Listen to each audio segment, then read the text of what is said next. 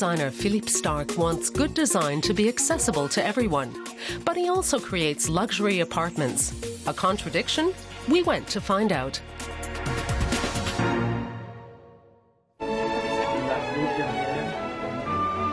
Philippe Starck is not your cliché of an introverted designer. He's more the flamboyant philosopher type, and even in the interview, he wants everything to look just right. Starck is on a mission, with the modest aim of making the world a better place. In a society where people are becoming more isolated, where everyone hates their neighbor and ultimately themselves, what I'm trying to do is create a public space in which people can meet. There is now such a design project and luxury living complex in Berlin called U Inspired by Starck.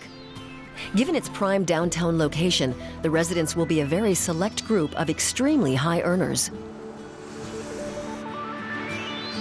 The U concept is already represented in Panama, Miami, Tel Aviv, and other cities around the globe.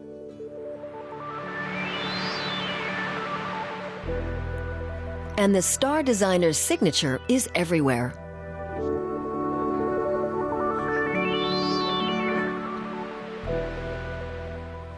Isn't this the death of individuality? There's no such thing as a total Starck apartment. If it did exist, I'd be ashamed for the people involved, because it would mean they're complete idiots. All I do is help with the fundamentals, with the things where you mustn't make mistakes. Starck has always been his own man. He has little time for either uniformity or exclusivity, and the self-proclaimed rebel has undoubtedly revolutionized his field. Then there's democratic design, a series of low-price items created by Starck. These chairs for €50 are bargain designer objects. Starck became famous for household goods like his rocket-shaped juicer for Alessi in 1990, now an icon of industrial design. They're the kind of item likely to be found in the new luxury apartments in Berlin, which cost €750,000. Not exactly accommodation for the masses. You talk about democratic design and at the same time build luxury apartments. Isn't that a contradiction? It's not a contradiction, just another facet of the same notion. I've never liked elitism, let alone the idea of luxury. But you can't then be a racist in reverse. You do what you can. Sometimes it's more expensive, sometimes cheap.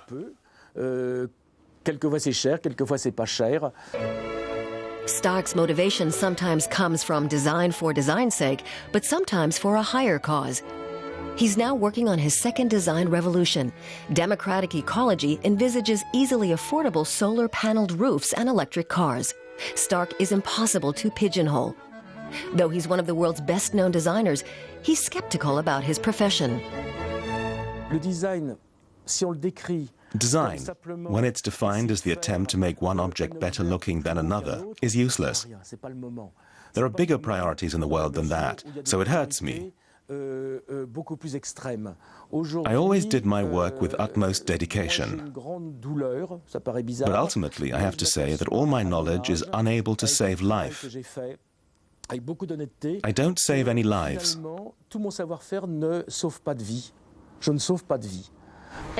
Do you consider yourself a philosopher or a designer? I'm disappointed with myself for being so useless. But in this utterly meaningless world, I've tried to do very political work my whole life. I've tried to change perspectives, including the angle of thinking. It's important, because today I have a lot more power and time. I've become more radical politically. I know what needs to be done.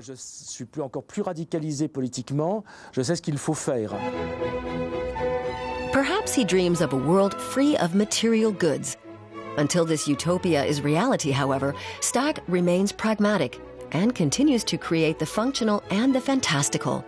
Philippe Starck is not just a thinker, he's primarily a mover and a shaker. Thank you very much. Thank you, it's a pleasure. Thank you. So should we sit down? Yes.